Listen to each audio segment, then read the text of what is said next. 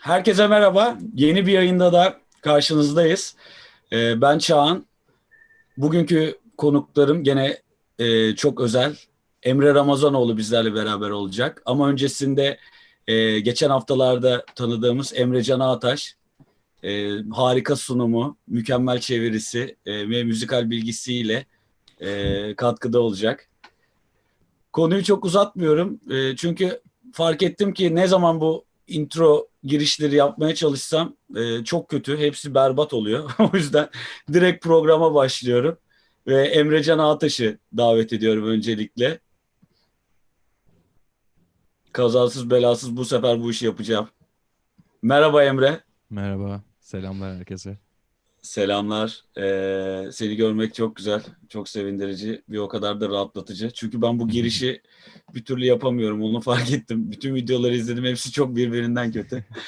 Sözü çok uzatmıyorum, o zaman hemen Emre'yi davet ediyorum. Biraz toplansın diye bekledim aslında millet ama gerek var mı acaba? Ne dersiniz? Başlıyorum. Evet arkadaşlar, yayına başlıyoruz. Mükemmel bir konuk var bugün karşımızda. Benim de kendisine karşı sormak istediğim çok fazla soru var. Hepsini biriktirdim. Bana gönderdiğiniz soruları da ekstradan inceleyip sık dokudum ve onları da not aldım. Program akışı içerisinde de her zamanki gibi sorduğunuz soruları kendisine yöneltmeye çalışacağım. Soramadığım sorular için şimdiden kusura bakmayın. Elimden geleni yapmaya çalışıyorum biliyorsunuz ki. Sevgili Emre Ramazanoğlu hattımızın diğer ucunda. Hello. Emre, hello. Hi. Yes, Here we go. yes, perfect. Hi. First of all, thank you very much. Hey, my pleasure. Yeah, my It's pleasure a great too. pleasure to have you here. Thank you. Definitely, everybody First, wonders about you, and it's great to yeah. hear some answers from you, some insiders, maybe. Okay, should we start, Can? Okey. İlk soruyla başlayayım. Emre Ramazanoğlu kimdir? Türkiye geçmişi nedir? Herkes onu biraz merak ediyor. Biraz kendini anlatabilir ve projelerinden bahsedebilir mi? Ne yapmış, ne etmiş, eğitimi ne? Mhm. As a producer, songwriter, drummer, recording, and mixing engineer, you're a multidisciplinary person. Could you briefly tell about yourself? What was your educational background? How did you get involved in this sector? Sure. I started off playing sort of drums professionally when I was about 17, I think.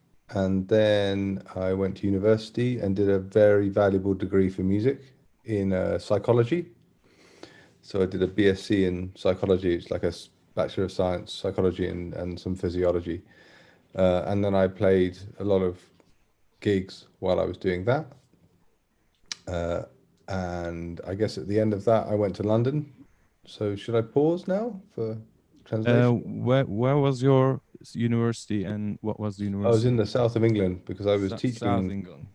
I was teaching drums a lot as well around that Mm-hmm. time. So I kind of paid for a university with gigs and drum teaching, Wow, and then, that's great. which is really, yeah, it was cool. And then went to London. Okay. That Let was me a big let me change. translate that and Yeah, then we can sure. continue.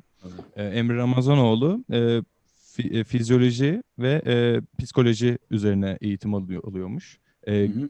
Bunu Güney İngiltere'de eğitimini alıyormuş. Yani Londra'ya gitmeden önce. Bu eğitimini alırken de davul dersleri vererek kazandığı parayla üniversite şeyini çıkartıyormuş, yani bütçesini Harçlığını. çıkartıyormuş. Aynen, harçlığın yok, harçlığın değil de okulu ödüyormuş yani, Hı hatta. hı. O derece bir şey haline getirmiş. Sistem haline dönüştürmüş. Daha sonrasında da Londra'ya geçmiş. İlk davula başladığını yaşı söyledi. 17 yaşında davula başladığını söyledi. Yes, we can continue. Yeah. So yeah, so I ended up in London. I think I was in a very small kind of home studio with someone who was trying to make a dance music album label, and I was feeling it was all a bit strange. But my very good friend's brother was had a very good friend, so it's slightly detached, but they live really close to me in London, and they were living with the band called the Sneaker Pimps, which you might remember from this time, which is a trip hop kind of band, and some people from a comedy thing, which is now very successful here, called the Mighty Boosh. So it's this big kind of creative house that I used to go and hang out and annoy them in when I was quite young at this time, and I ended up getting some of the gigs that the drummer from the Sneaker Pimp couldn't do. So it was a little way into playing and programming with some great players, really great players. And very soon after being in London, I ended up being in Jim Abyss's band. And Jim's an amazing producer and mixer, who's recently done Adele and Bjork's album. I think Arctic Monkeys, lots of great bands. Bombay Bicycle Club, I think. So he's a great producer. And you were playing drums with him. I was playing drums and programming, and kind of at that point learning to engineer and mix and all these kind of things. I wasn't sure I was going to do, but that was the path I went into. Yeah, that's great. That's great. I can Perfect. continue from there maybe. Daha sonra Londra'ya gittiğinde küçük bir evde kalmaya başlamış ve çok yakın arkadaşlarıyla birlikte bir şekilde Londra hayatına adapte olmuş. Bu sürecin sonunda da Sneaky Pimps, am I spelling right? Sneaky Pimps, right? Sneaker Pimps, yeah. Sneaky Pimps isimli bir trip hop grubuna dahil olmuş. Burada davul çalıyormuş. Daha sonrasında comedy thing olan daha çok böyle komedi üzerine çalışan bir Mighty Bush diye bir projeye dahil olmuş. Orada da aynı şekilde çalışmalarına devam etmiş. Daha sonra konser davulcusu olarak devam etmesinin ardından Jim Abyss's, am I spelling right? Yeah, Jim Abyss. Jim Abyss'in projesine dahil olmuş. Orada da davul ve davul programlamaları üzerine görev alıyormuş. Jim Abyss'ten bahsetti. Çok önemli bir sanatçı olduğundan, bir producer, mixer, Adele'i, Björk'ü, Arctic Monkeys'i projelerin içerisine dahil etmiş bir prodüktör ve mix engineer olduğundan bahsetti. Emre Ramazanoğlu. Devam edebiliriz. Peki kendi davul çalarken davulcu kimliğinin yanı sıra stüdyoya geçişi nasıl olmuş? Cagan is wondering how you started getting involved to the studio career apart from your drumming and drummer life. Well, this is a very it was a little bit weird, but when I arrived in London was 1999, I think, 1998, and then in the UK, the music business just died completely. So I kind of arrived going, I'm here, I'm ready. And there was sort of not, it wasn't so good at that point. And I became friends with a very famous session drummer who's incredible player and a great guy called Andy Gangadine, who is a drum hero. He's fantastic. And I met up with him at his rehearsal room one day, and we hung out for a little bit, and he said, "Oh God, don't do session drumming. Not now. It's dead. Don't do it." And so it was great advice. It was really, really good advice. So I thought, okay, I'm going to trust this guy who is doing the biggest gigs in the world at this time. So he is a good person to listen to about this. So I got a very early protools system, which was a 003, I think, at that time, and just sat there every day learning that instead. And that's all I did for quite a while. It was a lot of work, but and I was programming and focusing a lot more in that world, and still playing all the time, but realizing that it was the good advice I'd been given was sound, and this is paid off over time. So as the industry died more and more in the UK, I ended up doing more and more different things that I didn't think I would do. So I ended up programming more than I thought, then engineering, and then mixing things, then producing things, and then doing stuff with some post-production stuff and sound design and movies. And I never thought I'd do this, but it just became very varied because of necessity. So yeah. I remember my first engineering session, but maybe after. Should you translate or? You can continue, man. Okay. I remember the first time I ever had to record someone. It was literally the very first time I ever really professionally had to put a microphone on someone and record them and get a good sound. It was Adrian Utley from Portishead, who was a phenomenal guitarist. And I called up my friend, who's a great engineer, and said, Adrian, how do you record guitar? I just don't know what. And he's a great engineer. And he said, who is it? And I told him, and he went, oh, it's fine, just take a mic. What mic? It doesn't matter. I was like, oh, really? He goes, yeah. Now put it in front of the amp the right way around. So, okay. And he said, okay, now tell me how it sounds. I said, it sounds great. There you go. Call me later. I was like, oh, wow. Okay. And it was true, because it was a great lesson. Very first session, best lesson ever. It was that Adrian makes an unbelievable sound. So Adrian Utley is an incredible guitarist that makes an amazing sound. Yeah. And it was very easy to record him. As we all know, definitely. And the next session I did wasn't with him, and it didn't go the same. Yeah. So, yeah. The person is important, right? Buradan çevirmeye başlayayım. Evet. Daha sonrasında bu Jim Abbis'le olan dahiliyetinin ardından 1998 yılında yavaştan daha çok sahnelere dahil olmaya başlamış. Burada çok önemli sanatçılarla birlikte davul çalıyormuş. Ama döneminin, yani belki de hayatının en büyük değişimlerinden birinin Goalendi Gengi Deng. Am I saying right? Goalendi Gengi Deng. Ooh, who's that now? The person you told you the great advice, like Goalendi. Oh, it was a great engineer called Adrian Hall. No. Goalendi Gengi Deng. You said something about your advice. It was very good advice. Yeah. Goalendi Gengi Deng'in söylediği fikrin ardından demiş ki asla session drummer olma, bir session davulcusu olma ve bu işin öbür taraflarına doğru yönel demiş. Bu süreç içerisinde de gerçekten İngiliz'deki müzik piyasası çok büyük bir çöküşteymiş. Bu çöküş döneminde de Emre Ramazanoğlu çok önemli bir fırsat doğduğundan bahsediyor onun için. Ve açıkçası oturdum diyor, Protools o zaman 003 versiyonu vardı diyor Protools'un. Oturdum Protools'un başına ve bütün gün diyor Protools'ta diyor kurcalayarak kendi kendime süreci dahil ettim diyor. İşte programlama üzerine kendimi geliştirdim diyor. Daha sonrasında mühendislik, kayıt, film piyasasına dahil olmuş, ses tasarımları yapmış. Burada kendimi çok farklı alanlarda geliştirdim ve çeşitli iş imkanları buldum diyor. Ama bunun nedenlerinden bir tanesi de gerçekten de müzik endüstrisinin ölüyor olmasıydı diyor ve ben buradayım diye orada bir çıkış yakaladığından bahsetti. Daha sonra ilk defa kaydından bahsetti. İlk kaydı tabii ki hepimizin, belki de birçok gitaristin çokça sevdiği Adrian Adler Portishead'den.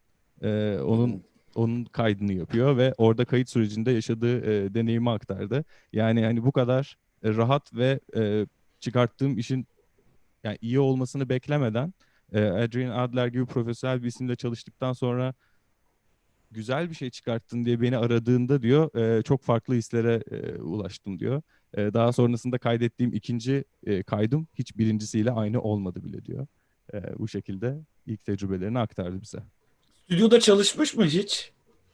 Asistan olarak başlamış mı yoksa direkt freelance projelerden mi konuya dahil olmuş? Have you ever worked in the studios at the beginning or just started with freelance jobs? Oh, as an assistant, do you mean? Or yeah. How did you start to your career? Like for Adrian Adler, for example. Like did you get involved to the studio or just some random freelance jobs? Yeah. I mean, that's one thing.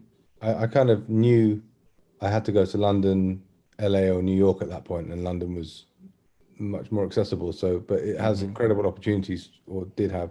So yeah, I didn't go to through an assistant role in a studio. I ended up that was working for a DJ at that point, and it just word of mouth entirely, and ended up just trying to meet people, and that was entirely how it went. Really, there was no association with the studio or a kind of job or anything. Hiçbir stüdyoya dahil olmamış. O dönemlerde diyor Londra çok imkan sağlayan bir şehirdi diyor ve DJ'dim diyor, yani DJ'lik yapıyordum diyor. bütün yolumun açılmasının nedeni sürekli insanlarla tanışma süreçlerinin içerisine dahil olmamdı diyor. Sürekli insanlarla tanıştım. Bu da yeni iş imkanları doğurdu benim için diyor. Peki şeye nasıl başlamış? Bir davulcu olarak davul mikrofonlamaya, davul kaydetmeye nasıl başlamış?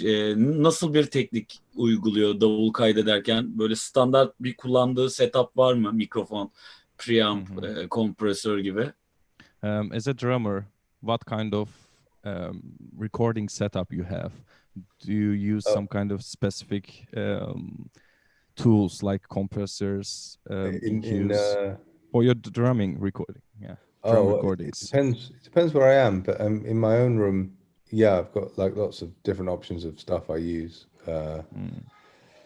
It happens often that I'll either have probably either an API or Neve front end, depending what I'm doing. So I tend to mainly track drums through all the same kind of preamps most of the time. So it'll either be all APIs or all Neves, or occasionally I'll swap a few things out here or there.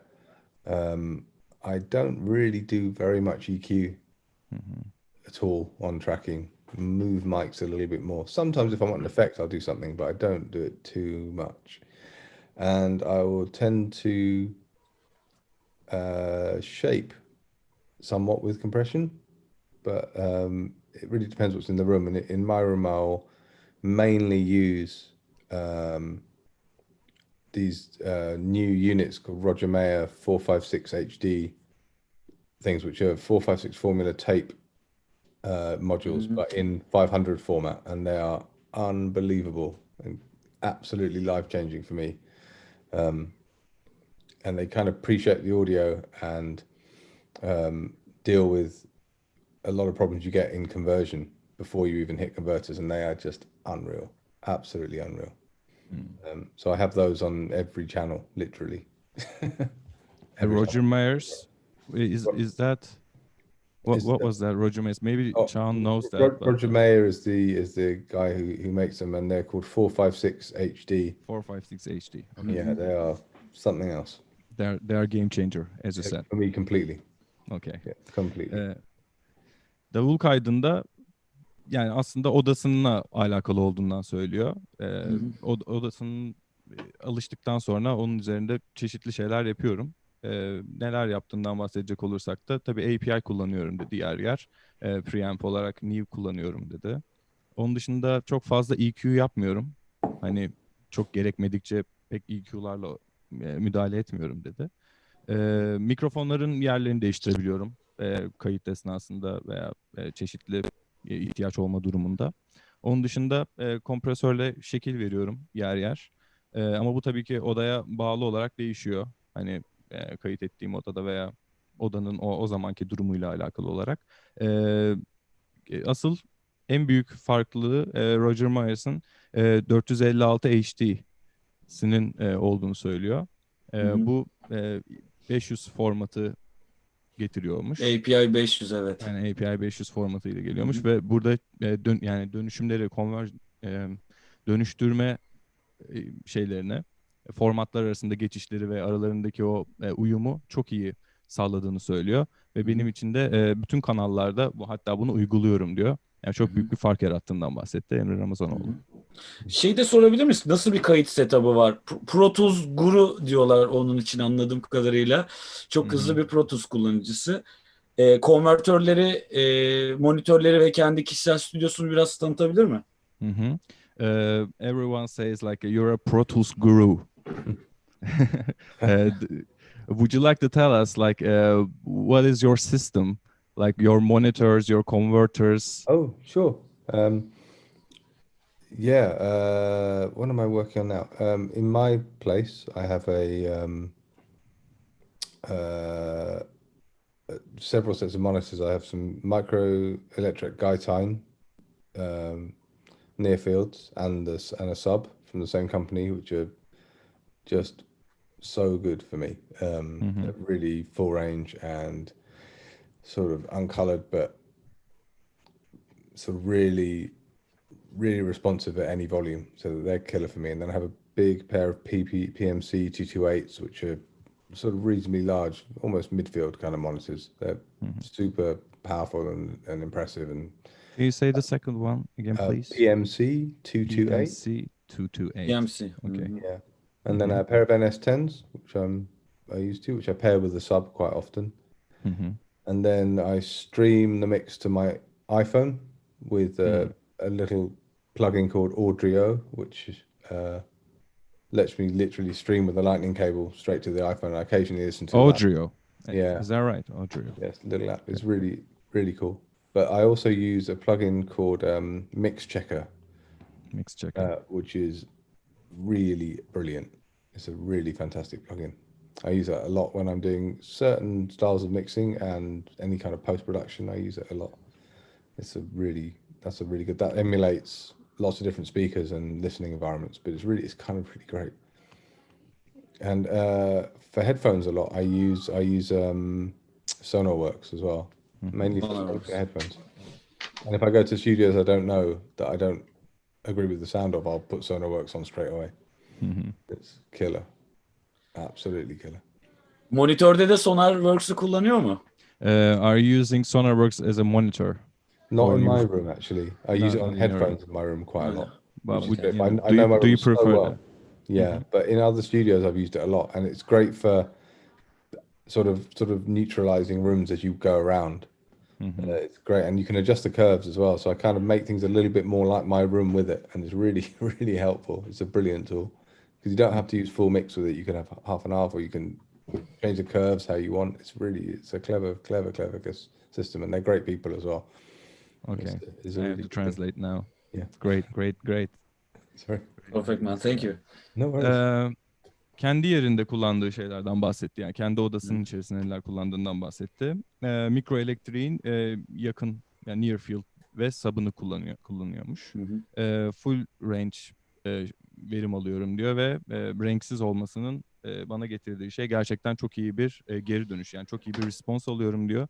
İstediğim ses yüksekliğinde, istediğim volümde dinlediğimde öyle çok iyi, gerçekten beni tatmin edici cevaplar, yanıtlar alabiliyorum monitörümden diyor. Onun dışında midfield olarak PMS 228 PMC 228 midfield olarak kullanıyormuş. Onun dışında kullandığı application'lardan bahsetti. Yani bu iPhone'la arasındaki stream'i yapabilmesi için Audio diye bir app kullanıyormuş. Bundan gerçekten çok büyük verim aldığından bahsetti. Onun dışında da son zamanlarda kullandığı bir Mix Checker diye bir plugin varmış. O da çok verimli geri dönüşler veriyormuş ona mix sürecinde test etmesi adına. Yamaha Enosonem'de kullanıyormuş. Evet, bir çifte Yamaha Enosonem. Aynen. Onu sabla mı kullanıyormuş? Onu yanlış mı anladım? Orada Are you using Yamaha Enosonem NS10 amps with a sub? Yeah. Always with the sub, yeah. Evet, her zaman sub'la kullanıyor. Yeah. There's a dangerous monitor controller. Hangi sub? Which sub you're using? The Guytine Basis, I think, don't know what they call them now. Basis 11, they may call them now. Basis 11. Yeah. Guytine. Is that right? Yeah. And which amp do you use? Which amp you use? They're all powered. Oh, but for the NS10s? Yeah. Yeah. I don't think it might be a quad, actually. I think I still have a quad down there. I had a Bryston for a while, but Bryston is the one I like the most. The quad's good though. Okay. The Yamaha's very good though. The original Yamaha amp that they made that go with those, they're really cool. Yeah. Great. Daha sonrasında yani bu Mix Checker plugininden bahsetti biraz. Gerçekten tarzına göre, yani mix'in tarzına göre çok iyi bir şekilde yardımcı oluyor ve onu yönlendirmesini sağlıyor dedi. Kulaklık olarak Sonarworks kullanıyormuş. Kendi özellikle hangi stüdyoya giderse gitsin, eğer ses sisteminden rahatsızsa Sonarworks'u kulağına taktığında müthiş bir şekilde verim aldığından bahsetti. Sonarworks'u kalibre ettiği anladığım kadarıyla kulaklığını kullanıyor. Aynen öyle. Bir de senin son sorun vardı. Sonarworks'u monitör olarak da kullanıyor musun diye sordum. Aynen. O da cevap olarak kendi odasında Sonarworks monitörünü kullanmadığını ama hani başka yerlerde çalışırken tabii ki Sonarworks monitörlerine denk geldiğini. Onu şöyle düzeltelim. Monitör değil, Sonarworks'u kendi odasında kullanmıyormuş yazılım olarak. Ama lazım olduğunda kullanıyorum diyor başka odalarda falan. Evet. Tamam, müthiş. Şeyden bahsedelim. Esas olaya gelelim. Bu Noel Gallagher'la tanışıyor muydu? Nasıl oldu Noel'le şey? Bir de şeyi de söylersen, hani ben büyük bir Oasis fanıyım ve Hı hı. zaten bütün albümlerde kim çalışıyor, kim kaydediyor hepsine bakıyorum. Hı hı. E, Can bu is big fan of Oasis and he knows everyone involved to the whole recording process, mixing process. He would like to ask some questions about that. Anything, no problem. Of Evet, course. sorayım mı? Noel, evet, tabii. Could you tell us a bit about Noel Gallagher's album process? How did you met, for example? How was the recording process, etc.? It was entirely down to a great composer and DJ and musician called David Holmes, Yeah. who I just started working with at that point.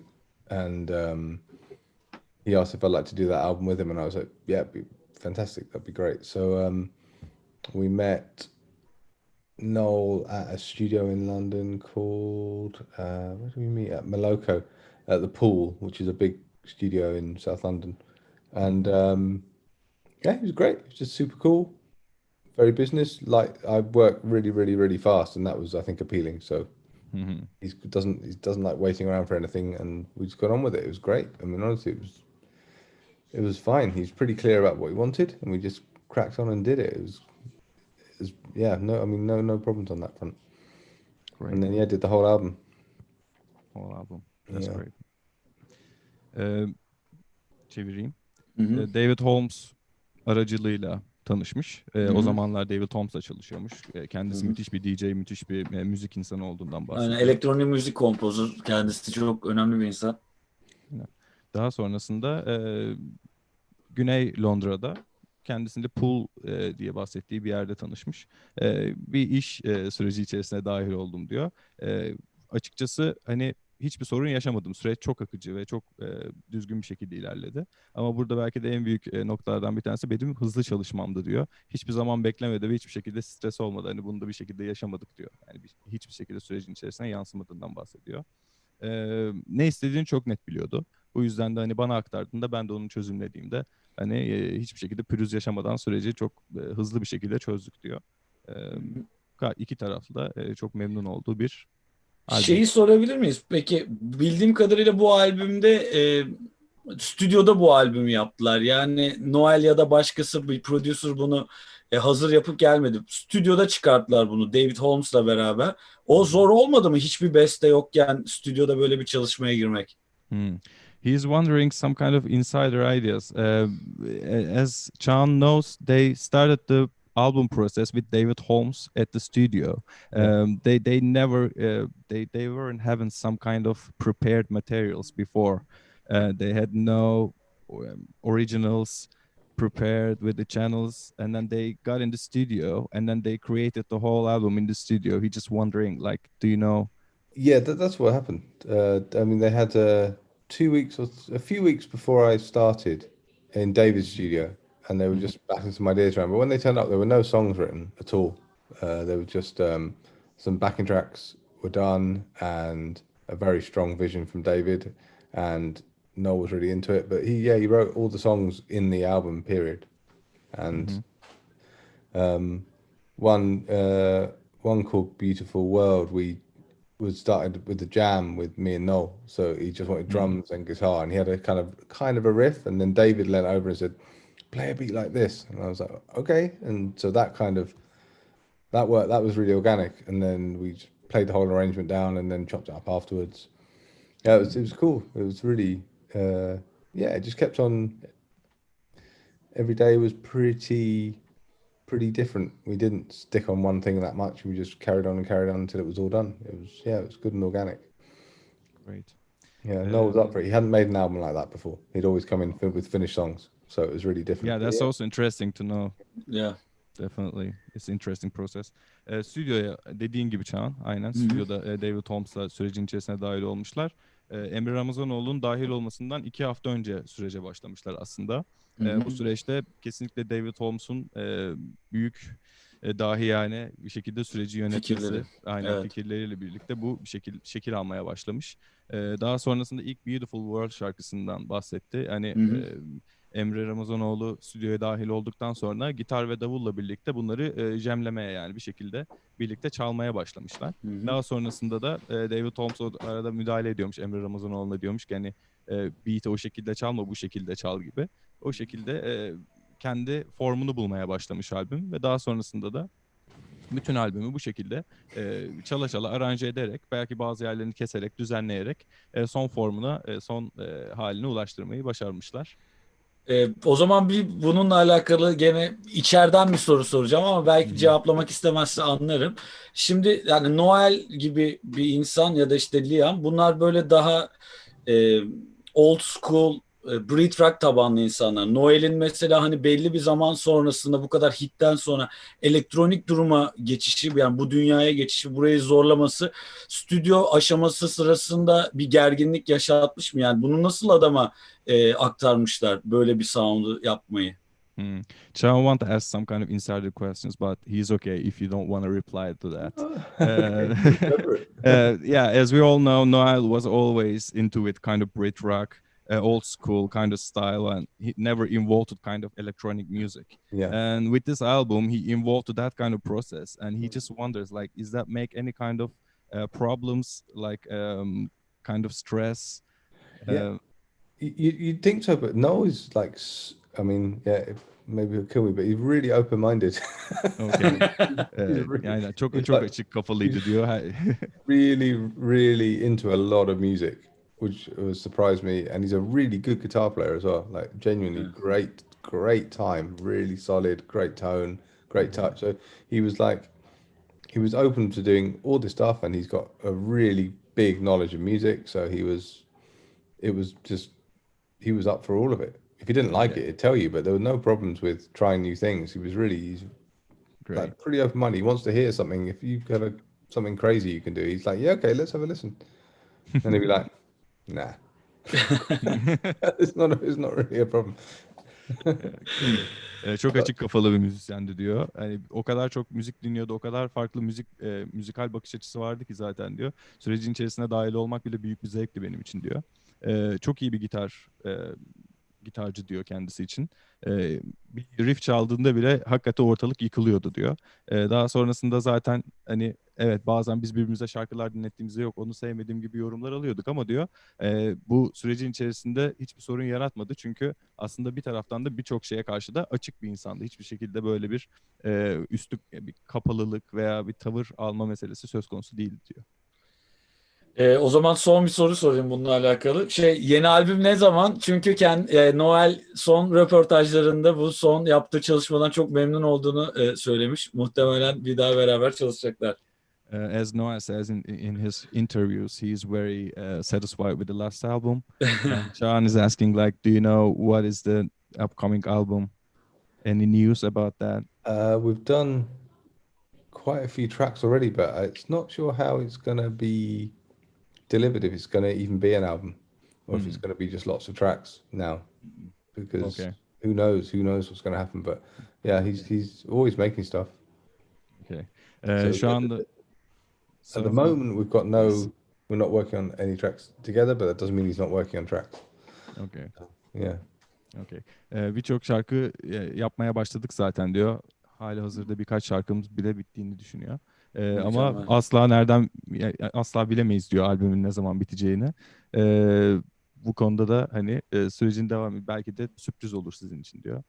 Mükemmel. Bu şekilde cevap verdi. O zaman albümle alakalı bir şey sorayım. Peki şimdi bu albüm süreci, yani bu albüm sound'u diğer Noel'in ve Oasis sound'larından çok daha farklı, daha unik ve daha satürasyonlu davullar, daha satürasyonlu bir sound var. Bunu nasıl elde ediyor? Yani özellikle bunu kayıtta mı çözmeye çalışıyor, yoksa mix sırasında in the box çalışıyor bildiğim kadarıyla. Bunu nasıl elde ediyor? Ya da bu tarz soundlardan mı hoşlanıyor?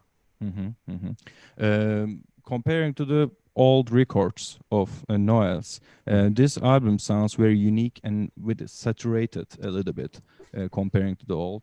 He just wondering what was your recording process, and during the mixing, do you have any kind of how can I say, like specific applications to the sound? Tips, yeah. Yeah. Would you give some tips, or as we know, you're working in the box, we guess. Yeah. But we're wondering how did you get that sound? It's the way I work to get that kind of saturated sound is quite a lot of parallel processing. So I keep the original signal as we tracked it, and then have a much more processed version I can blend in with it. So that gets me some clarity and super saturation. And then the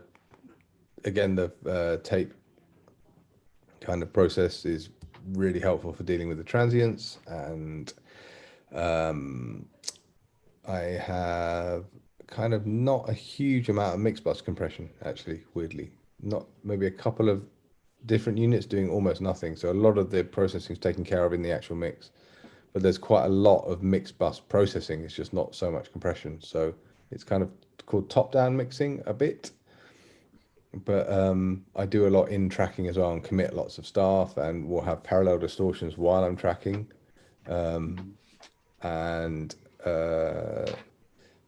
I think probably I take quite a lot of parallel processes when I'm tracking and do a lot of fairly serious transient control on things.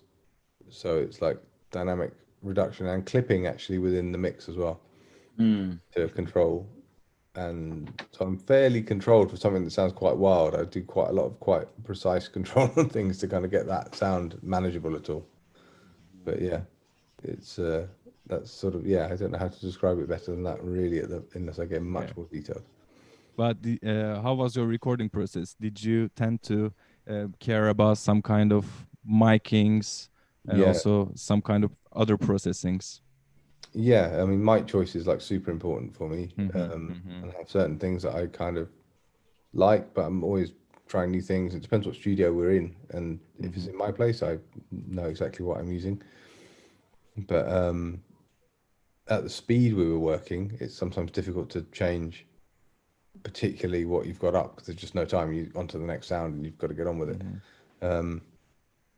But it's quite a lot of dynamic mics used on that record, I think. And what's your favorite mic and for drums? Wow, so many different ones for different kinds of sounds. One I use a lot all the time now is the Townsend Sphere, which is a modeling mic, which I never ever thought I would use a modeling mic, but it's amazing. It's a Townsend Sphere I use on all my drum recordings, all of them, everything, every time. And the D12 VR from AKG, which I think is discontinued now, but that is amazing. D12 VR is a new one also, huh? It's a new mic, Yeah. Unbelievable. And then Austrian Audio OC818s I use a lot now. Really killer. And Aston Starlights. What's your favorite overhead? Ashton, Aston Starlights are really great on drums. Really great. My favorite overheads, I love, if I'm going with classic mics, I love 67s. Or C12s. Love. And also I like Royer R122s. Reversed. So the rear of the capsule I really, really, really like. For more jazz recordings, I tend to do that. Really like that. And Cole's 4038. Deeply love on drum overheads. And room mics? Cole's often. Cole's, on room mics. 47s I like in rooms a lot. These are kind of the more classic, super expensive options. But cheaper options, the Austrian Audio is awesome in room, on the room mic. The Cole's and Niva, the room signal chain. Yeah, killer. I mean, just great for a massive, thick room sound. But 414 EBs or TLM 170s, I like in the room. Let me think. There's so many great options. amazing mics. Perfect. Yeah, that's great. Just keep going forever. Just trying to Hiç durmadan devam edebilirim diyor. Aynen. Mikrofonları çok çevirmeme gerek olduğunu düşünmüyorum. Zaten isimleri de Bir aynı kısaca şekilde hızlı kalacak. hızlı çevirelim. AKG D12 ve R kullanıyor. Bu yeni nesil eski D12'nin yenilenmiş hali. Hı hı.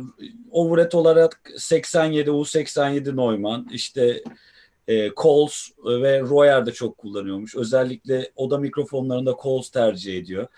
Gene Neumann TLM serisi, onu tam anlayamadım ama 87 gene çok kullandıklarında. Ben şeyi dedim işte, New mi kullanıyorsun Priam? Evet dedi. Hani olay New ve işte Coles zaten tamamdır manasında bir şey söyledi.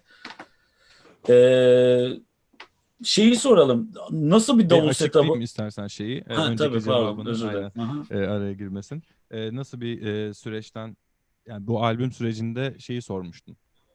Ne tarz uygulamalar yaptı ve bu Hı hı. özgün ve satüre bir sese, sound'a Sahip ulaştı oldu. gibi Evet. bir soru sormuştun. O da şöyle cevap verdi. Daha çok paralel processing üzerinden çalıştığını. Yani burada orijinal kanalı bırakıp bunun üzerinden bir paralel processing yapıp ve çok iyi bir şekilde kanalın içerisine yedirdiğinden bahsetti. Tabii ki aynı zamanda tape processing'de kullandığından bahsetti. Hı Böylece hı. transient'ları daha iyi bir şekilde elde edebildiğini ve o istediği lezzete ulaşabildiğinden bahsetti. Hı hı. E, Çok fazla kompresör kullanmadığından bahsetti. Yani daha çok mix bus üzerinden çalıştığını ve çok fazla kompresör kullanmadığını.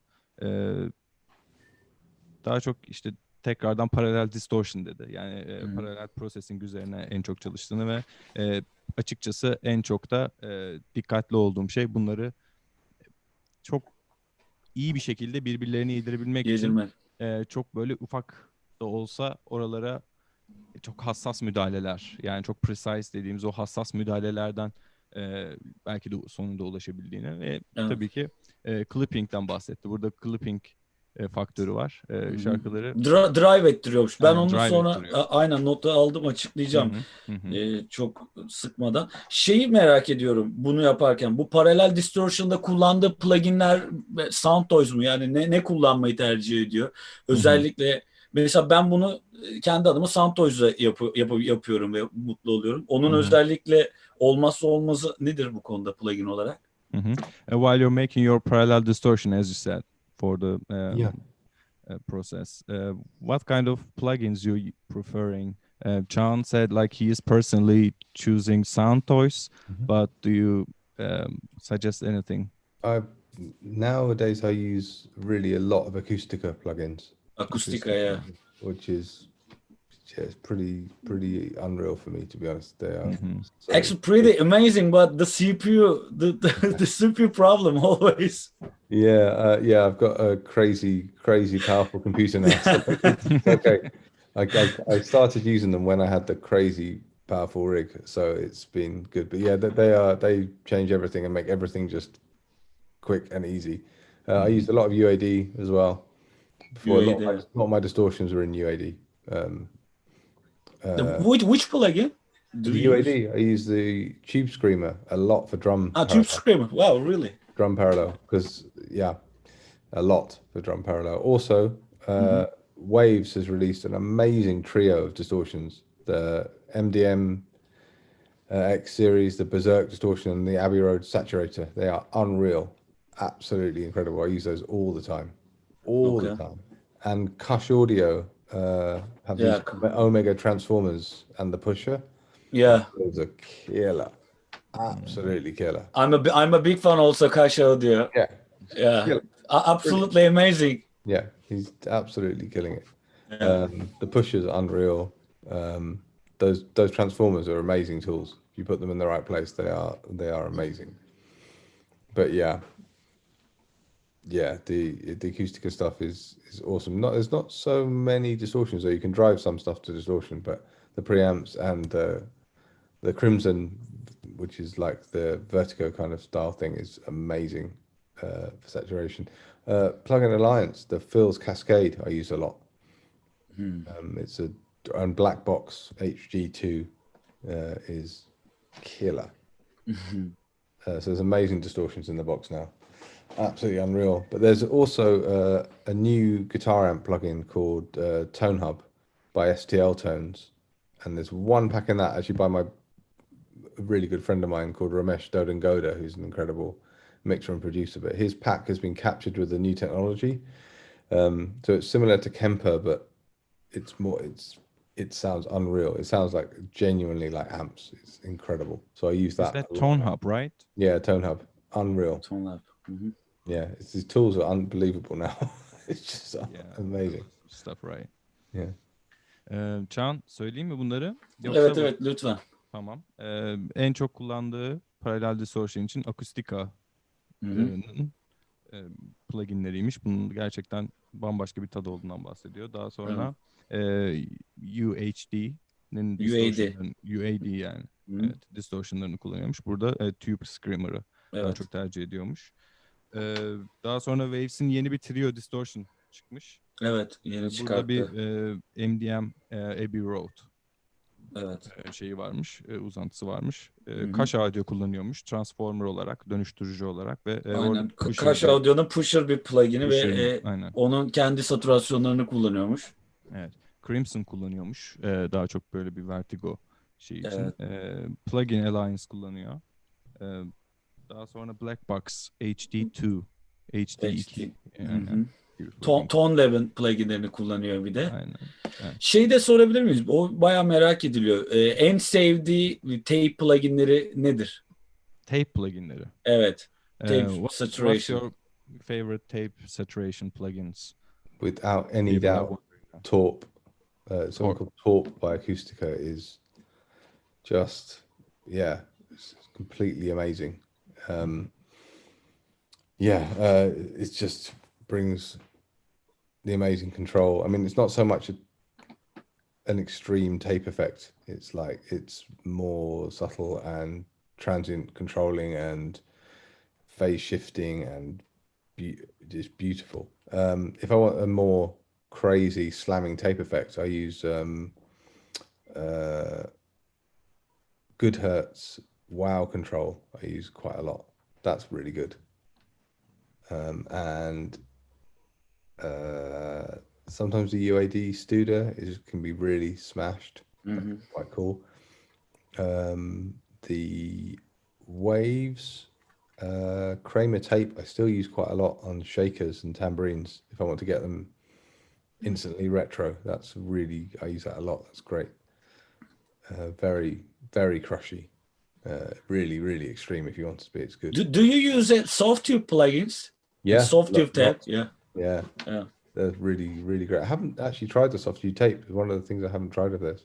I'm sure it's great. Those guys really know what they're doing. So their plugins are absolutely outstanding as well. It's one of the other amazing companies out there. Yeah. The bar's so high now. Yeah. It's so high. Torp pluginden yine Acoustica'dan Torp'u kullandığından bahsetti. Yine bir öncekinde olduğu gibi. Burada çok ufak müdahalelerde bulunabildiğini, phase shifting'inin çok başarılı olduğunu ve aralarında çok güzel transient sağlayabildiğinden bahsetti. Daha sonra böyle sert, biraz delice böyle slamming dediğimiz o etkiyi yaratabilmesi için Goodhertz diye bir plugin firmasından bahsetti. Bunun tape saturation'ını kullanıyorum dedi. UAD yine kullanıyorum dedi. Waves'in Creamer tape'ini kullanıyorum dedi. Burada daha çok Creamer tape'i, shaker'lar ve tamburin için kullandığından bahsetti. Böyle farklı bir oradaki crusty dediğimiz böyle çıtır çıtır dediğimiz o şeyin iyi geldiğinden bahsetti. Crispy soundlarda. Aynen. Kramer tape'i de çok kullanıyormuş Waves'de, özellikle tamburinlerde dedik. Peki şimdi şeye geçelim. Richard Ashcroft'la nasıl bir araya gelip albüm sürecine dahil olmuş? O da çok enteresan bir albüm mesela. Hani Richard Ashcroft'un kendi müzikal yaşamında da ilginç bir yeri var. Nasıl projeye girmiş? Orada ne kadar bir sound'da fikir sahibi olmuş, söz sahibi olmuş? It's also another interesting album about from Richard Ashcroft you involved. It's also very interesting album for his personal life. Can is saying we are wondering like how you involved to that process, how much you put your ideas into the production. That was quite funny. That was a really dear friend of mine called John Kelly, who's he's a legendary producer, really. I've known him for a long time. We worked together on lots of different things. He said, would I come along and meet Richard to have a production meeting and to talk about, getting involved in this new album? And I was like, yeah, that would be great. It'd be really interesting. So I turned up at the address, which turned out to be a rehearsal studio. And there was a drum kit there and a pair of sticks. And Richard was like, right, let's play then. And I was like, what? I thought I was having a conversation, but okay. So we played for hours and hours of playing. It was great and really, really fun, really good vibe, and got on really well. And so, yeah, John definitely ran all the sessions on that album, and I kind of tried to contribute where I could. And it's not the normal kind of stuff I do, so it was interesting. And they were trying to keep me. They wanted to kind of my input to push it a little bit more modern in places and to bring some programming in, and but I was quite conscious that's not what he normally does, so it was quite an interesting balance, that album. And then me and John mixed half of it each, I think. So it was kind of Richard is super cool in the studio on that album. Really, really easy. Just came in, sung as much as he could. One day he came in and sung 33 songs in a row and then went home. It was like unbelievable. He just every day was just come in, get on with it, off we go. We jammed a lot, played through a lot of arrangements, really long jams of like 40 minutes or an hour on one tune, just recording the whole thing. And it was an interesting experience for sure. And it was a cool studio, which is not really there anymore, called State of the Art. Wow, great. Yeah, it was good. John Kelly. Yeah. John Kelly aracılığıyla bu projeye dahil Tanışmışlar. olmuş. Aynen. Daha öncesinde de uzun zaman birlikte çalıştığı bir prodüktör olduğunu söylüyor. Daha sonrasında John Kelly demiş ki gel Richard'la tanış. Hani böyle bir niyeti var, yeni albüm niyeti. Dahil olmak ister misin diye. O da tabii ki çok isterim demiş. Ve bir prova stüdyosuna çağrılmış. Prova stüdyosuna girmiş ve prova stüdyosunda bir tane davul bekliyormuş. Richard girmiş, demiş ki Emre geç davula, çalıyoruz. O da nasıl ya demiş, gerçekten mi falan derken çalmaya başlamışlar. Saatlerce süren bir jam'den bahsediyor, yani böyle saatlerce süren bir çalmanın ardından bu iş tabii ki başka bir yere evrilmeye başlamış. Yine bütün süreci John yönetti diyor, bütün albüm sürecini. Ben de bunun içerisinde diyor farklı yerlere dahil olmaya başladım diyor. Ama diyor tabii ki Richard Ashcroft'un bir taraftan da bir modern tarafa gitmesi için ittiriyorduk diyor. Burada ben diyor programlamayla dahil oldum diyor ve farklı fikirler ortaya çıkmaya başladı diyor. Richard Ashcroft'un müthiş bir insan olduğundan bahsetti. Gerçekten de aşırı rahat ve çalışılması çok kolay bir insan olduğundan bahsetti. İnanılmaz yaratıcı ve gerçekten de hani çoğu zaman şaşkınlıkla izlediğim bir insan olduğundan bahsetti. Bir gün hatta stüdyoya gelmiş ve 33 şarkıyı sırasıyla çalmış, evinde kaydettiği. Hani bu kadar kısa sürede o kadar şarkı nasıl çıktığını bile anlamadım diyor. Ve daha sonrasında yani tekrardan oturarak, çalarak yani saatlerce süren belki çalmaların ardından albüm şekil alarak bu hale gelmiş. Şeyi soralım mı? Bu albümdeki davul sound'u nasıl çıktı? Orada hatırlıyor mu? Ne kullanılıyor, ne yapıyor? Kısaca ondan bahsedip bir de çok merak edilen bir şey soracağım. Richard Ashcroft'un vokal zinciri, vokal zincirini. Tamam. Chan is wondering, how did you get that drum sound on this album? Do you have any tips or any significant points? Yeah, Richard's album. It's I think John recorded most of the drums. I did a couple of them at my studio, but it's really super detuned snare, like crazy detuned. So the skin's flapping, which is John made me do, and I was like, no, I don't want to do it. I trust John so much. I was like, okay. And then an old Ludwig kit, 1964 Ludwig Super Classic is the main thing. They just sound like that. Yeah. When you have them detuned, and I play really quietly most of the time, but on this album it's a really hard hitting, really hard. For me, it's way hard. So I normally drum very quietly. You could talk over me recording most drums most of the time, but in this it was loud, and it gets that kind of thuddy, kind of short sound that's on this record, definitely. And then I bring out more tone with the parallel processing, and I think I did some acoustic triggering as well by putting drums speakers on drums and then recording the drums in the room again. So the speaker you put speakers on the drums and then play. Yeah, you put the kick speaker or the snare speaker on the actual drum, and it kicks the drum and resonates in the room, so you get a bit more air. Great. That could be cool. Biraz bahsedeyim. Yeah. Yani kayıtlarda çok farklı processing süreçleri yaşamışlar. Gerçekten de benim için de ilginç bilgiler oldu. Evet. Burada yani daha çok John yönetti diyor kayıtları. Birçoğunda John kaydetti diyor. Ben birkaç tanesini evimde kaydettim, kendi stüdyomda kaydettim diyor. Burada ilginç bir teknik söz konusu. Detone ediyorlar snare'i. Snare'i aşırı bir şekilde detone ediyorlar ve Emre Ramazanoğlu diyor ki hayır o kadar olmaması lazım gibi böyle tepkilere giriyor. Ama gerçekten de sonuçta ikna edici bir processing ortaya çıkıyor. Burada Ludwig Kick kullandım diyor. Bence zaten Ludwig Kick'tir benim için diyor. Çaldığımın sesi geliyordu diyor. İlginç bir şekilde yani böyle bir albümün içerisinde çok düşük tuşeyle çaldım diyor bu albümü. Ve hatta o kadar düşük çaldım ki benim normal çalmamın çok dışında bir üsluptu diyor. Konuşmamı bile duyabilecek kadar düşük bir tuşeden bahsediyor. Çok kısa sesler çıkartmaya çalıştım diyor olabildiğince. Böylece net bir kayıt söz konusu diyor. Çok fazla paralel processing yine uyguladım diyor. Ve ilginç bir bilgi benim için de. İlginç bir akustik processing söz konusu. Davulun üzerine bir speaker koyuyor ve çalarken bu speaker'dan çıkan sesin davul üzerinde rezone olmasıyla tekrardan bir kayıt söz konusu.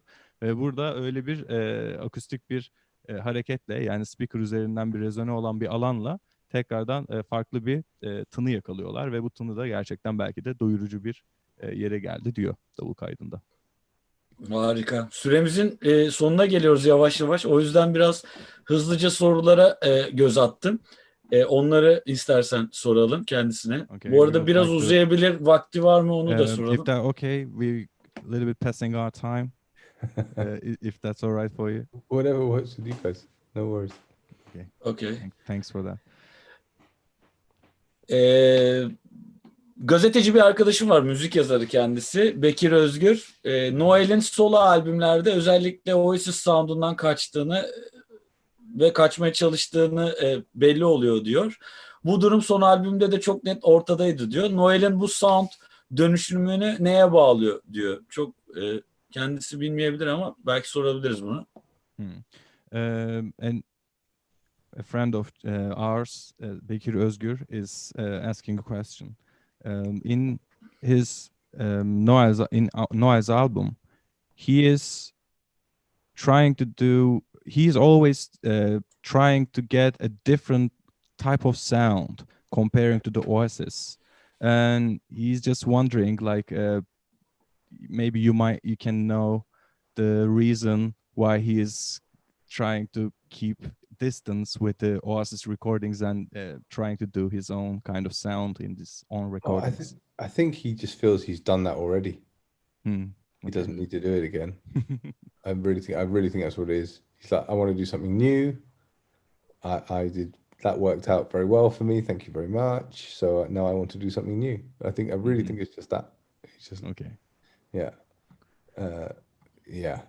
It's not even a particular feud between the brothers or anything like that at all. It's just I think he just wants to do exactly what he wants to do. So fair enough. Yeah, definitely fair enough.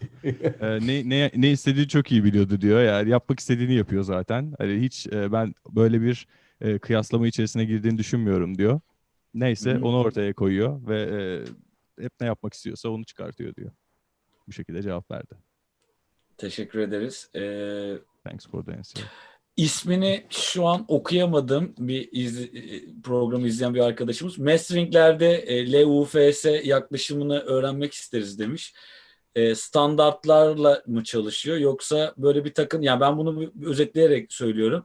Dynamic range takıntısı var mı diyor. LUFS'ye nasıl yaklaşıyor diyor. In the box çalıştığı için söylüyor herhalde bunu. Hı hı. E, Rakamlara takılıyor mu? Aslında sorduğumuz bu.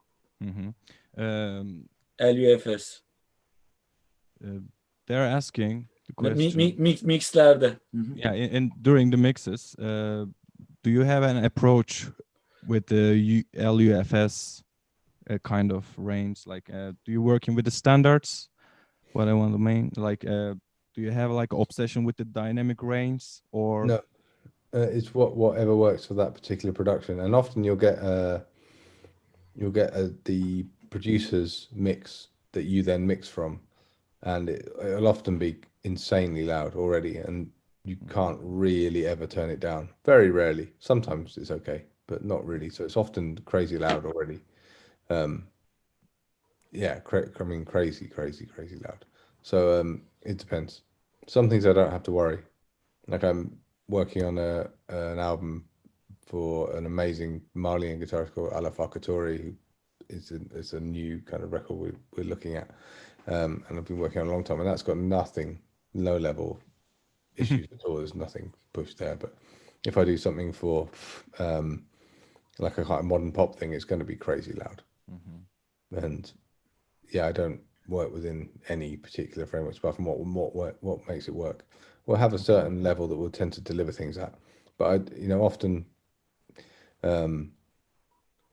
now it's attention to how it feels, and that generally means there's some dynamics, and quite a lot sometimes, and sometimes not, but often a lot. And I'll work within a kind of range with kind of loudness units or RMS or LUFS, depending how I'm working, and it'll be a finished level when I deliver it. That's the general thing that happens. I don't tend to have things change much at mastering anymore at all. They'll either go straight through or maybe will be the same. It's very, yeah.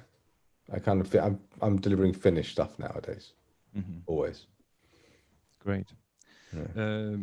Şöyle cevap verdi buna. Yani çoğunlukla gelen mixlerin aşırı yüksek volümde olduğundan bahsetti. Yani bu yüzden de aşağıya çekmek çok zor oluyor.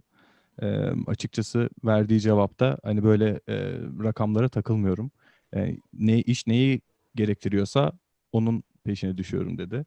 Mesela son gelen bir albüm var Ali Farkatore'nin. İnanılmaz düşük bir level'da geldiğinden bahsetti. Yani normal mixlere kıyasla. O yüzden de onun için mesela farklı bir processing uyguladık. Yeri geldiğinde tabii ki RMS ve LUFS değerlerini yani kullanıyorum hani gerektiği ölçekte, ama genelde en önemsediğim şey işi bitirmek. Yani işin son level'a, yani asıl en doygun, en olabileceği level'a ulaştırabilmek için ona ne gerekiyorsa o işlemleri uygulamak üzerine çalışıyorum dedi. Şeyi sorabilir miyiz? Peki tercih ettiği ve düzenli çalıştığı mastering engineer'lar var mı? Yoksa bunu producer ya da plak şirketlerine mi karar veriyor? Do you have any specific mastering engineer that you're collaborating with, or is that some kind of mastering agencies that deciding to that process?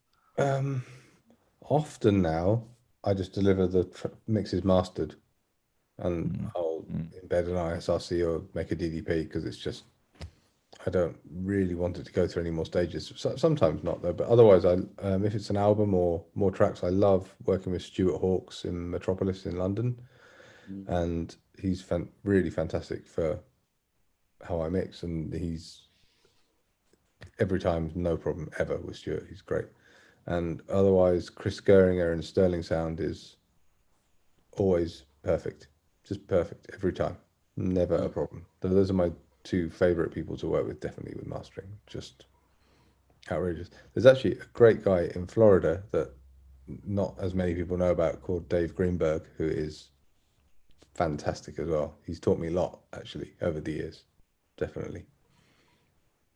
No. Okay, He great. runs something called Sonopod, and that's definitely worth checking out. Really great. Sonaport. Is that right? Sonopod, Sonopod. Okay. Really, really a very talented mastering engineer. Great. No. Great to know. Thanks. Son zamanlarda diyor master'ı kendim yolluyorum diyor yapıp. Hı-hı. Ama çalıştığım tabii ki mastering engineer'lar var diyor. Jill Hawks, Metropolis London'dan, Chris Gregg, Sterling Sound'dan. Aynı zamanda da David Grenberg diye bir Sonarpods'tan bahsetti. Hatta hani kesinlikle Sonarpods'u incelemenizi öneririm. Çok iyi işler çıkartıyorlar diye bahsetti. Böyle. Buna verdiği cevapta. Mükemmel. Peki hızlıca devam ediyorum. Öncelikle Türk gruplarının ya da müzisyenlerin biliyor mu? Hiç bildiği var mı? Takip ediyor mu?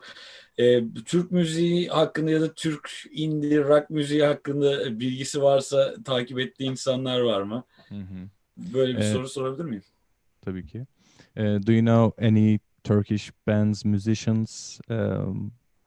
Yes, there's one actually I have been looking at a fair bit recently because I think it's really good called Gaye Su Akyol. Yeah, Gaye Su Akyol. Really cool.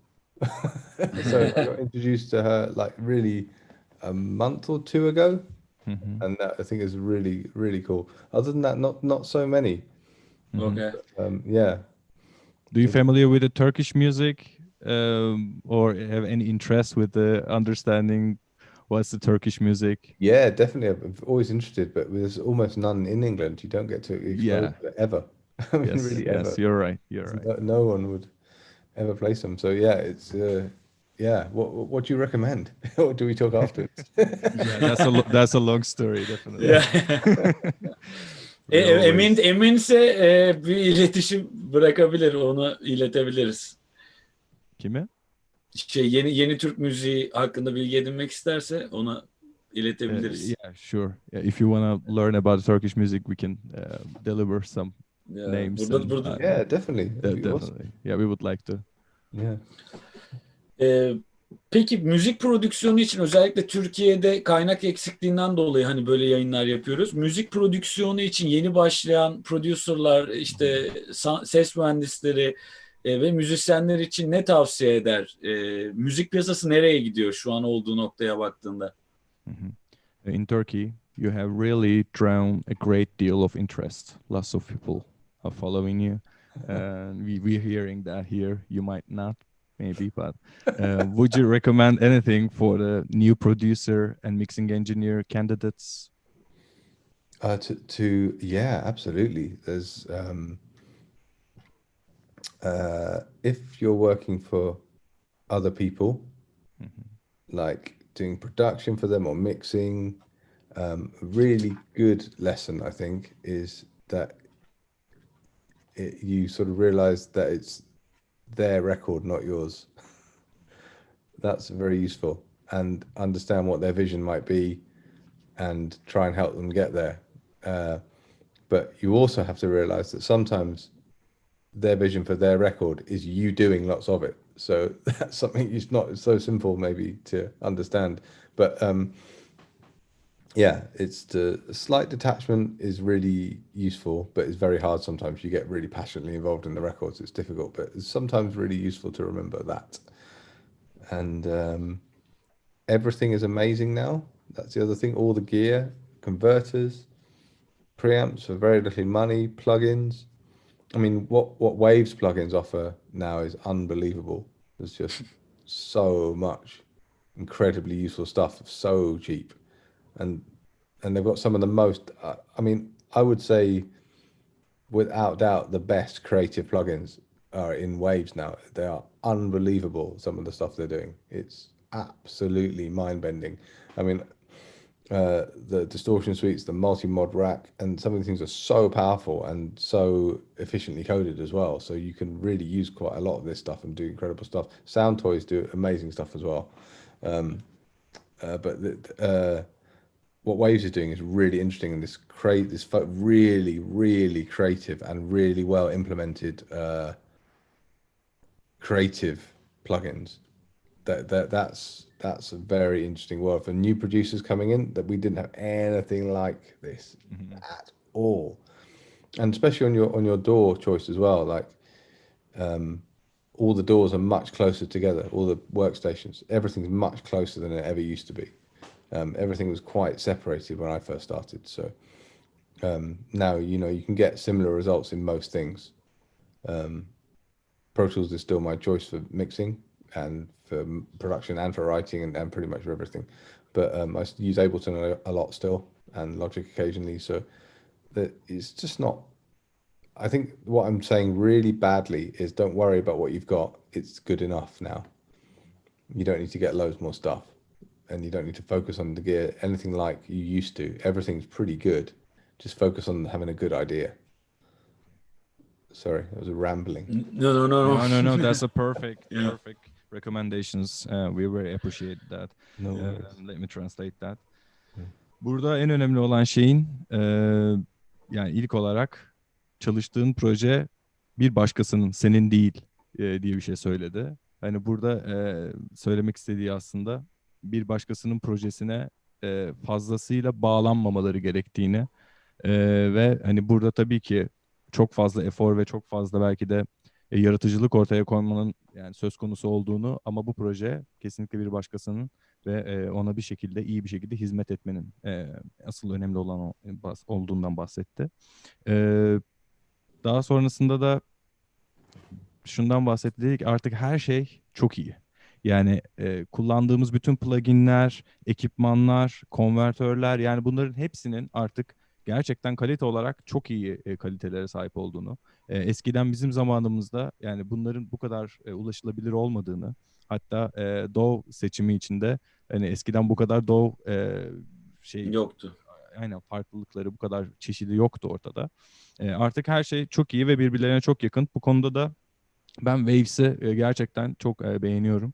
Hani kendi içerisinde çok iyi pluginler çıkartıyor ve bu pluginlerde birçok şeyi yapmaya yardımcı oluyor. Kesinlikle yaratıcı pluginler olduğunu da altını çizdi. Soundtoys'tan bahsetti. Soundtoys da kullanılabilir ve gerçekten çok aşırı güzel sonuçlar ortaya koymaya yardımcı bir plugin serisi olduğundan bahsetti. Onun dışında tekrardan DAW adına artık DAW'ların hepsinin birbirine çok yakın çalıştığını, eskiden böyle olmadığını, eskiden kullanılırken belki aralarında çok ciddi farklar varken artık hepsinden belki de benzer performanslar ve benzer sonuçlar alınabileceğinden bahsettik. Kendisi çoğunlukla Protools kullanıyor. Ama bunun yanında da Ableton kullandığını ve yer yerde Logic kullandığından bahsetti. Burada belki de söylemek istediğim en önemli mesaj da şudur dedi. Hani hiçbir şekilde kafanızı takmayın. Neyiniz varsa oradan güzel bir iş çıkartmaya odaklanarak sürecin içerisine dahil olun ve elinizden gelen en iyisini yapın. Zaten her şey ortada dedi. O zaman hızlıca son kapatma birkaç soru soruyorum. Son ending the sorular. session. We're going to Son ask soru. last questions. Pro Tools'dan başka bir şey kullanıyor mu? Are you using any other DAW apart from Pro Tools?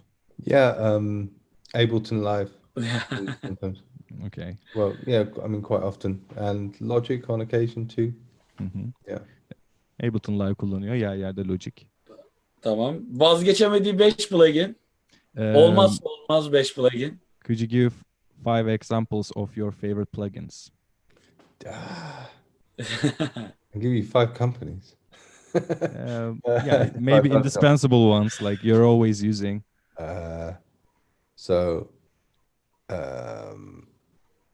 FabFilter Pro Q is very useful stock plugin. Let me think. I'm trying to just. It's very hard to do 5. Acoustica Cola, for example, really, really good. Acoustica. Yeah. Let me see the Plugin Alliance SSL eConsole 4000. Super great. Waves MDM X Overdrive. A lot. Wow. Soothe. Oak Sound Soothe. Sorry, Incredible. what? Oak Oak Sound Sound Soothe. Soothe. Yeah. Insane. And Golfos is another plugin, which is Actually, we have Easy. another question, but we're The running out of time. Joe. Our friend in UK just wanted to ask that question to you, like this algorithm and artificial intelligence mixing plugins. Like lots of people seem to like them a lot, and they do seem very helpful in some situations. But you know, do you think these types of plugins are dangerous in the sense that take out some of the hard work for mixing engineers? Nah, no, they're great. Okay. They're brilliant. It's like mixing. The tools are all fine, but it's like you've got to. It's what you're hearing and what you're going towards. If you don't know what you're trying to get, they're not going to help you at all. They're going to do stuff, and you're going to go, "Why? Yeah. I guess it sounds better, but I don't really know why." And you might get somewhere accidental cool, but that's not really the gig. It's you're trying to hear where you want to get to and get the feeling you want. So they're helpful. They're really cool sometimes. They're great. Mm-hmm. And they're doing stuff that I would spend a lot of time doing before. And now I just go, poof, and don't worry about that boring bit I had to do before. I can just carry on making the music. So I love them. I think they're all fantastic. Well, I've even helped do some artificial intelligence plugins, which do automatic presets based on things I've done. I mean, that I don't worry about that. It's more about having a vision for the track. I think that's the important thing. And I don't really mind how I get there. If it's a one button press that, you know, makes it sound like I want, I'm you know, maybe that's okay. Yeah, fair enough. Can, istiyorsan bunu biraz açıklayayım. Bunu sonra açıklayalım bence. Not alalım. Ben de aldım. Bunu komple sonra açıklayalım. Çünkü kendisini çok tutmak istemiyorum. O vaktim yok demişti bana başlarken. Şeyden bahsedelim. O zaman masteringleri kendi yapıyorsa en çok kullandığı limiter ne? What's your favorite limiter? As you said, you're doing your own masterings as well. I just pretty much only use the Pro L2. Pro L2. Yeah. DMG Limitless is good, and occasionally I use in conjunction with Pro L, Eventide Elevate, which does a very severe sub-bass control, which is quite cool sometimes. What do you think about Sonox plugins? Sonox limiter or EQ, the drum gate is insane. Yeah. So good. It's so good. It's absolutely amazing. That is an incredible plugin for helping with triggering as well. Preparing tracks for triggering, that is just it's unbelievable what they did with that. They're very good. I also like I don't know if they even do it anymore. They did something called a Fraunhofer Pro Codec thing, which you could basically Pro Codec, then Sonox. That's really cool. It was actually quite useful learning what MP3s do. You can just bypass it in here, you know. It's quite interesting, and quite good to see how things are going to translate, and they're not always as you expect. So that's quite a useful plugin. Great. Do you use Isotope? Yeah. Ozone Isotope?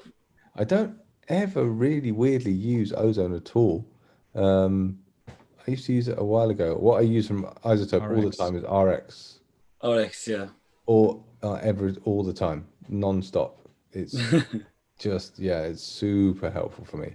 Cleaning up stuff in mixes. You said Golfloss and Soothe, but what do you think about the Neutron Isotope it's really clever. For my ears, it doesn't do really what I want, but I appreciate what it does. It's very smart indeed. Okay.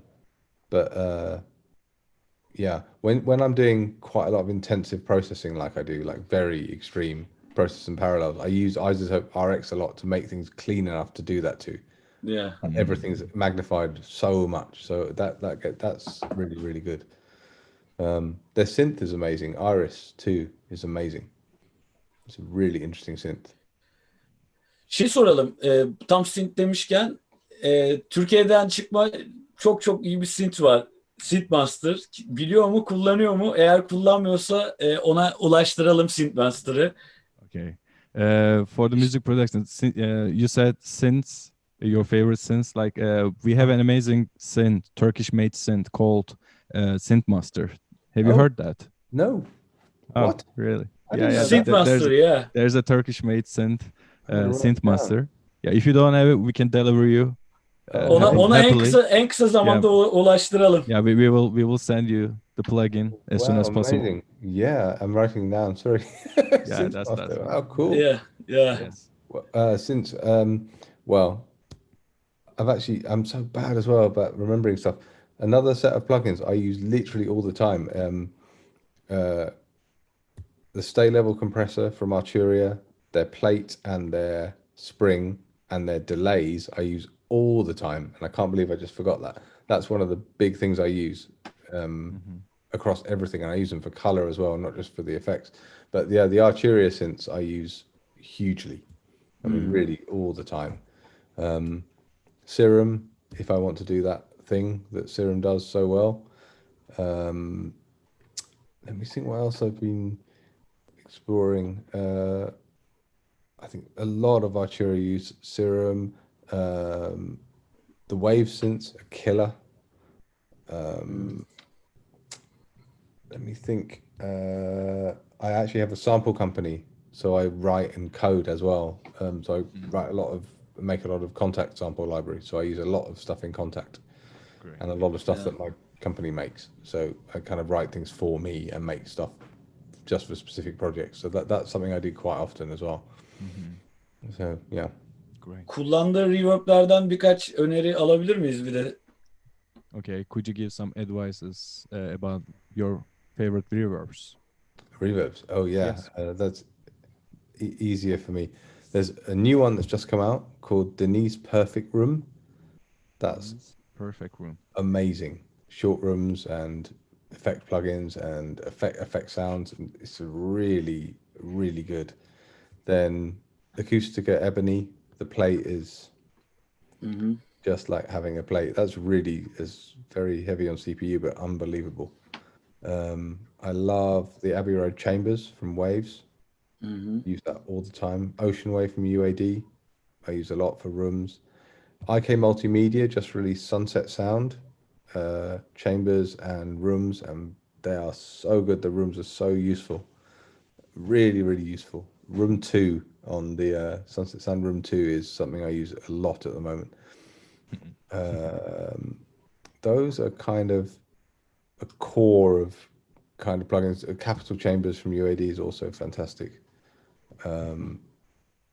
There's something I use quite a lot. I use the Abbey Road plates quite a lot with a lot of drive and color. They're really good and colorful. So that's a kind of core of kind of sort of fairly colorful big reverbs I use. And if I want something that will sit in a more discrete modern way, I'll use Soft Tube Czar a lot.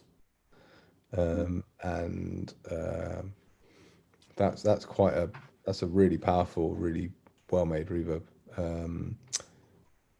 So yeah, I think those are the main kind of core of what I use. Great. Yeah. Great to know. O zaman bence kapatalım. Katıldığı için çok teşekkür ederim. Sadece şunu sormak istiyorum. Onun kendi bazı deneysel projeleri var. Özellikle jazzy gruplarda çalıyor. Yeni projeleri neler? Müzikal anlamda. Katıldığı için gerçekten çok teşekkür ederiz. Müthiş bir akşamdı. Yeah, we thank you very much. It was a very helpful and amazing night. Like, it's great to know all these informations from you. No, anytime. It was an honor. It's a great honor. And we would like to know, like, we know, like, you're working on some projects, like some experimental projects. Yeah. And like, what's your musical, future? Like, are you working on something to release? Yeah, we're just about to record our band's album. So my band is called Ill Considered, and it's a group of 3 or 4 of us. I'm very excited about that. We're going into the studio for a period very soon, so that's coming up. I'm mixing a great band that I've liked for many, many years. Probably can't really talk about, but very excited about that. And then working with a really amazing, just fantastic London musician called Theon Cross, who's a tuba player here, but he's doing interesting crossover music, which is heavily programmed and just awesome. And we're working on tracks at the moment, so that's really exciting for me because I'm quite a fan anyway. So it's lovely to work with him, and other writing projects as well. And everything's sort of slightly slowed down with this crazy lockdown we're in, but Yeah, definitely. things are slowly moving a little bit more. I've started another great band in the UK called Steam Down I've been working with now, which is a great scene for me. It's really exciting. It taps into a lot of what I like and do. So yeah, I'm looking forward to being able to get back in and get on with stuff now. Yeah, we're also looking forward to hear them. Thank you. Hope so.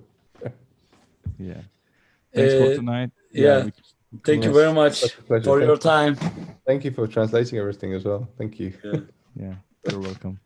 And yeah, we are looking forward to have you in Istanbul. Hope Yeah, so. if that's possible at some I would point. love Yeah. that. I would love yeah. Plugin'i, synth plugin'i ziller ve yemek için bekliyoruz. Yeah, we're waiting for the synth plugin, Yeah. the cymbals, and the food. Yes. But Yeah. put the food first, but don't tell anyone else. Okay, but Oh, the okay. cymbals are also cool. Oh, Yeah. Thank you. Sayın Ağtaş, sen kal. Emre'yi gönderelim. Biz geri üstünden bir konuşalım. Okay, thank you very much. Thank you very much. Thank you. Thank you for your time. Yeah. Oh, It was an anytime. honor. Yeah. Really fun. See Thanks you so soon. Yeah. much. Thank take you. care. Bye-bye. Bye bye. Bye.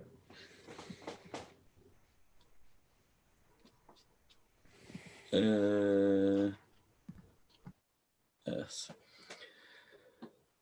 Evet.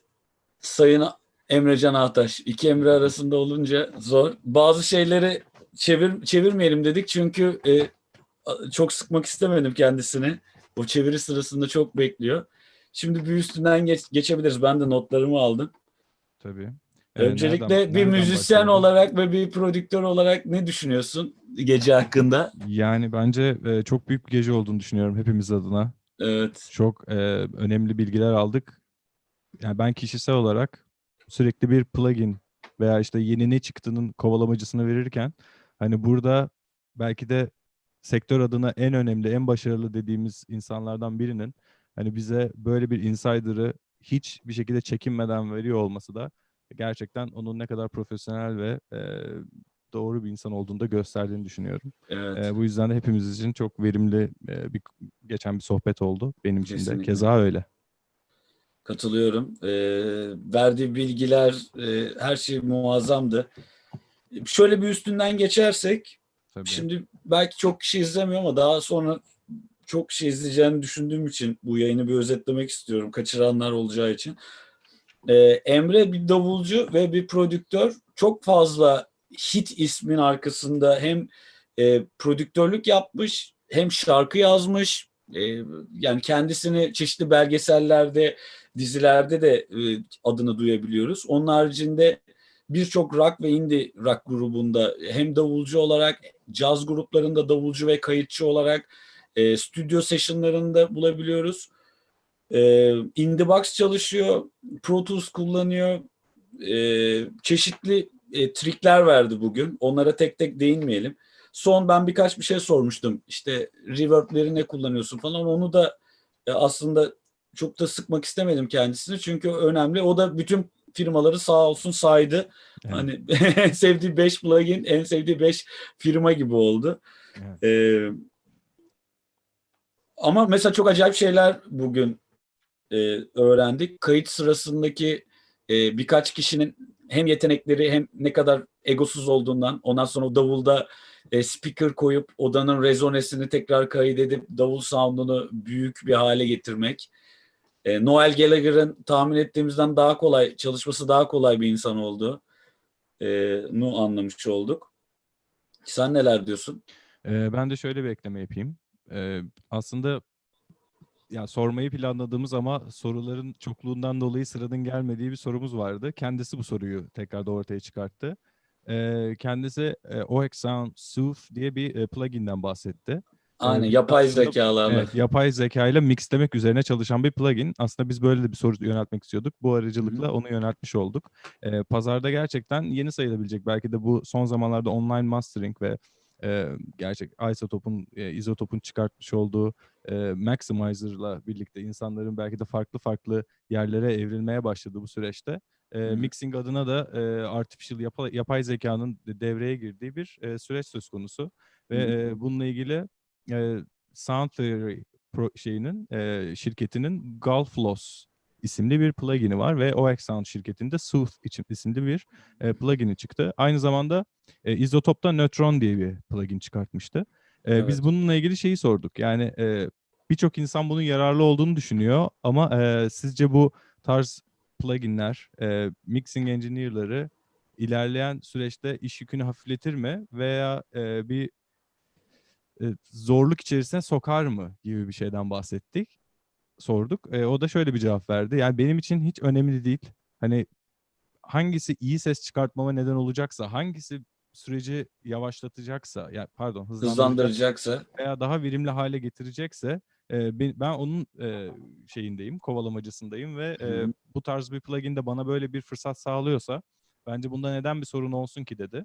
İlerleyen süreçte de bu tarz şeyleri kullanmaya hep açık oldum. Hatta keşke dedi bir tane plugin çıksa, tek bir tuşa bassak ve ses inanılmaz olsa dedi yani. Hani böyle bir plugin bile olsa benim işime gelir.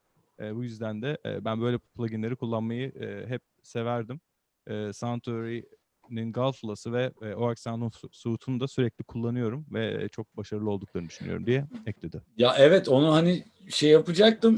Aynı zamanda Reverb'de de İK Multimedya işte Sunset'i söyledi. Bir sürü bir şey söyledi. Aslında bir sorup 10 cevap aldık. Fazla fazla her şeyi aldık. Kesinlikle öyle. Ya sonuç itibariyle hani genel bir değerlendirme yapacak olursak bu yapay zeka mix olayının önüne geçer mi? Sonuçta aslında mix dediğin şey de kafanın çalışması ve müzikal birikimini projeye yansıtman. Yani bunu plugin'i kullanarak da yapabilirsin. Hardware'ı kullanarak da yapabilirsin. Yarın öbür gün başka bir şey kullanarak da yapabilirsin.